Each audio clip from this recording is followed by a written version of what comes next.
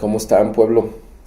Eh, pues miren, quiero hacer una cápsula para, pues, como abonar más a estas cuestiones que estamos viviendo todavía de los sismos en México y que, bueno, han sacudido muchas cuestiones que habíamos estado ya viviendo en épocas, en años anteriores y un poco hablar sobre los saldos y quizá atreverme a proponer un poco esta cuestión de lo que hoy por hoy pues se desearía, digamos, que sucediera, ¿no?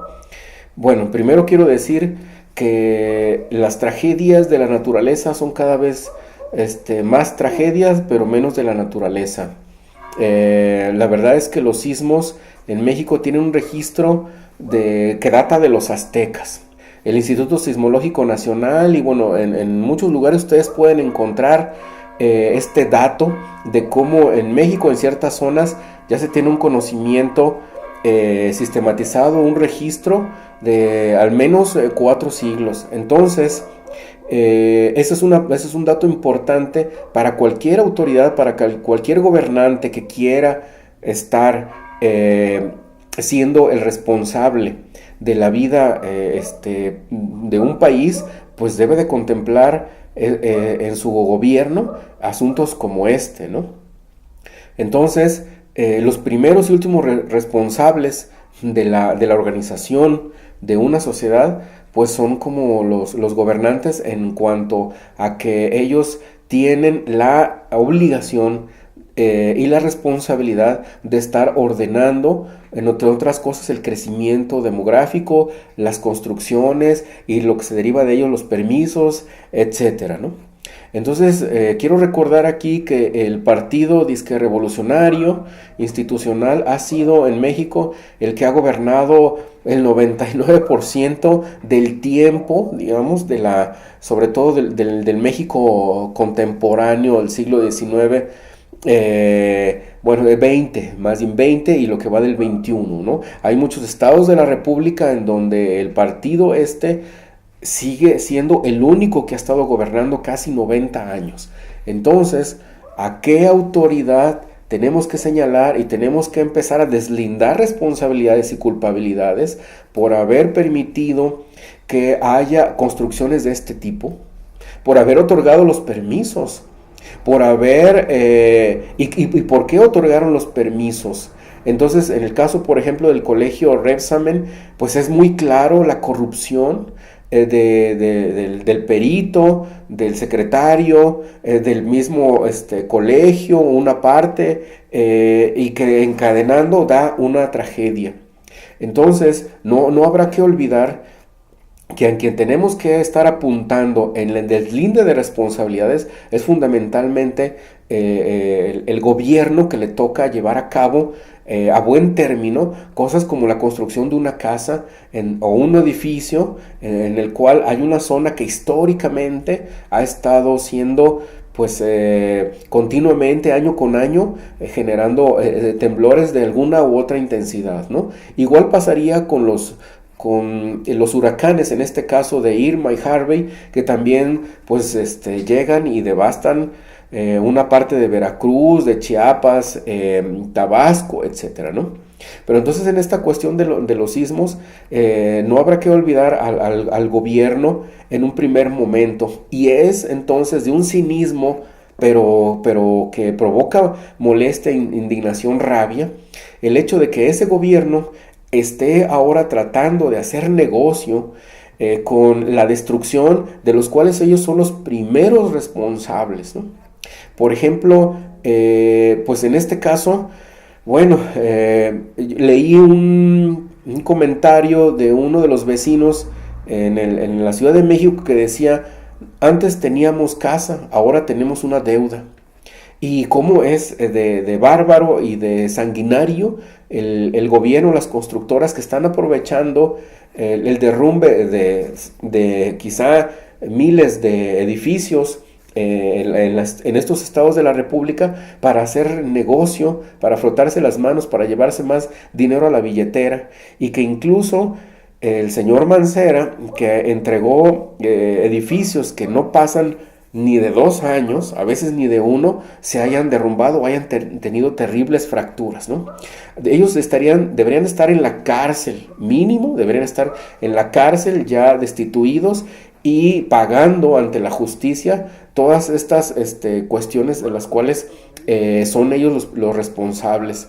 Ahora, la cuestión me parece como importante de pues que la organización que se desearía sobre el sismo, pues todavía estamos como a tiempo, ¿no? Es decir, sobre la tragedia, generar organización, generar conciencia política para que lo que se ha sucedido, sobre todo en los primeros 2-3 días, ¿se acuerdan del martes 19, miércoles 20?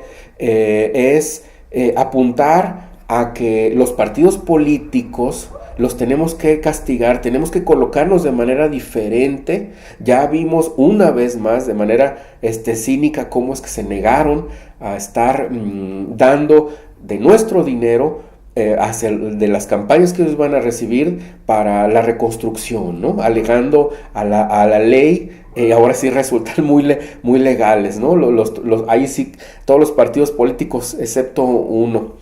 Pero bueno, sobre esa cuestión, qué interesante que lo que vimos, sobre todo en las redes sociales, apuntaba a las autoridades y el gobierno, 2, los partidos políticos, y 3, la clase empresarial, porque se empezó a cuestionar sobre cómo es que las grandes empresas o micro grandes como Oxxo, a Walmart, que estuvieron vendiendo mucho para que la gente llevara donativos a los centros de acopio, no pudieran donar por sí mismo o bajar el precio y pues mandar de manera masiva apoyo, ¿no? Entonces, algunas sí lo hicieron, otras no, pero vean ustedes la conciencia que se gestó desde las redes sociales y desde la tragedia. Y que hicieron temblar, por cierto, a los partidos políticos, en el sentido de que el títere que está en el INE, Lorenzo Córdoba, a los 3 o 4 días de tanta crítica solamente en las redes sociales, porque no hubo ni marchas ni nada, solamente crítica en las redes sociales, él sale a decir que sí es posible, sí es legal, sí está en la ley que los partidos políticos puedan dar dinero de lo que van a recibir de las campañas a la reconstrucción. Entonces, bueno, ¿qué lección nos deja esto para la organización?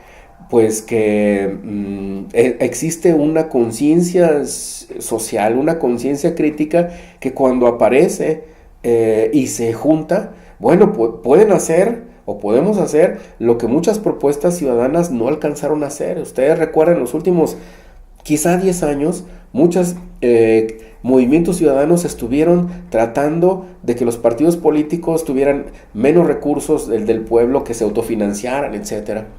Y marchas, hubo muchas quejas, escritos, bueno, de politólogos, etc. Y en 3 o 4 días de una crítica furibunda se logró lo que no se había logrado en mucho tiempo. Entonces, bueno, queda todavía esta cuestión de la organización social, de la responsabilidad de los culpables, y pues eso lo tenemos que materializar en organización, porque pues lamentablemente, bueno, para una buena parte de la población empieza a tener conciencia a un alto precio, ¿no? A cuestiones así como perder su casa, perder sus propiedades, perder a seres queridos, y pues eso, pues digamos, no podemos estar esperando cada 30 años o cada tragedia a generar conciencia social. Y me parece que lo último que ahorita quisiera comentar es que se necesita una ayuda todavía, una ayuda de varios tipos.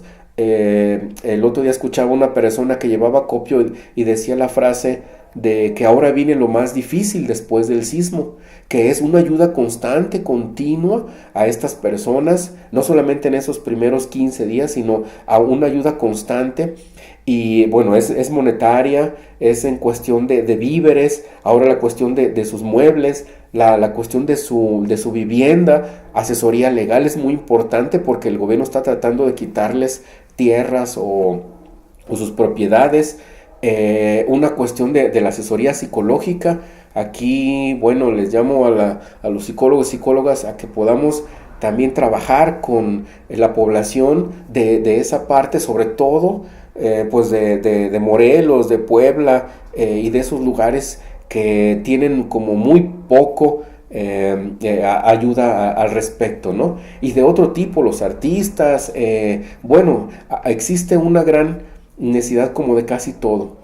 Por lo tanto, bueno, vamos viendo cómo nos organizamos para seguir con esa ayuda desde abajo a pesar de la tragedia, porque de arriba ya vemos lo que va a seguir viniendo. Cuestiones cínicas y criminales, como de que 120,000 pesos es mucho, como de que hay que, según el señor Peña Nieto, como de que hay que reconstruir por tandas.